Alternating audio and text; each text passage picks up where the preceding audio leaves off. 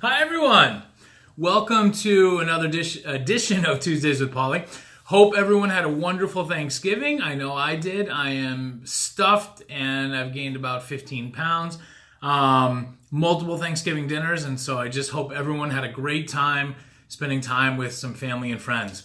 So I want to talk today. We're going to do a special kind of prepare for winter episode in a couple weeks after we do the November market report next week. But I wanted to talk to everybody today about buyer contracts. So one of the things that I always run into first off, and as just a consumer, my tendency is to never want to sign a contract. And the first thing that I hear from so many folks, unless they're coming to me directly as a referral, is I'm not signing anything. So I just want to make everyone aware of a couple of important things. First of all, there is a Massachusetts disclosure that every real estate agent must have you sign before they can even legally discuss a property with you. And the great thing about that disclosure is the state of Massachusetts knew that people do not like signing things. It right on the top of that Massachusetts disclosure says this is not a contract. And basically the disclosure is there to protect people, really to protect the buyer and the seller, so that they know exactly who their agency agreement is with. So if you are calling me and we're going to look at a home, I'm going to have you sign the mass disclosure. And basically that disclosure says, hey, in this transaction, even if we're not going to officially contractually work together, in this showing, I am representing you, the buyer's interest in this showing and not the seller's. If it is one of my listings and somebody is calling me directly and wants to work with me, then I have to present to them a dual agency agreement and disclose that I am also the listing agent for that property, that I'm representing the seller's interest as well, and the buyer, the consumer, has to give me permission to be a dual agent. The second thing that I want to talk about is the buyer contract. So one analogy that I always like to make to people is that if you were going to work, and let's say you were a doctor, a truck driver, a bartender, a manager. If you were going to go to a job and that job said to you, hey, here's what we want to do. We want you to do all the work that's described in the job. We want you to keep coming in and doing all that work.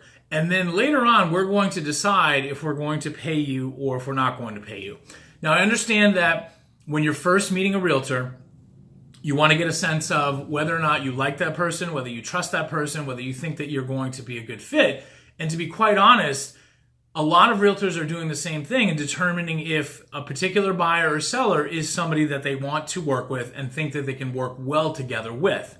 But after that first or second showing, if you're going out for that first time and you're meeting the real estate agent, you're going to know pretty quickly whether or not this is somebody that you can work with.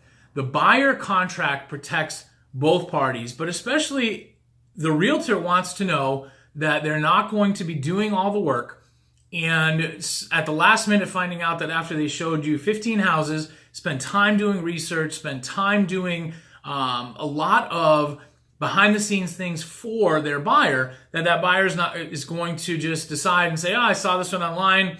I didn't call you because I called them directly and I'm buying this house. None of us wants to experience that. At the end of the day, none of us does. And for a real estate agent, that's their protection, is to know that the buyer is going to, after all the efforts that you've put in, that they're going to continue to work with you.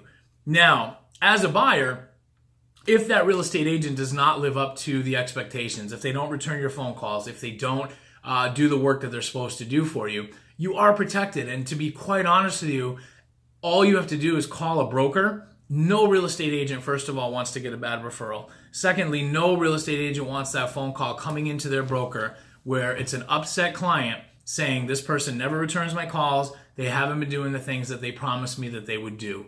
So you're not set in stone in that sense in a buyer contract, but the real estate agent does get the protection that you just will simply just decide, hey, I just felt like going ahead and doing this. And believe it or not, we all think that we're good people. We all like to be loyal and honest, but it happens quite a bit. And sometimes I'm shocked that, there's a reputation among salespeople, those sleazy salespeople, and yet it's oftentimes the consumer that ends up doing something sleazy, to be perfectly honest with you.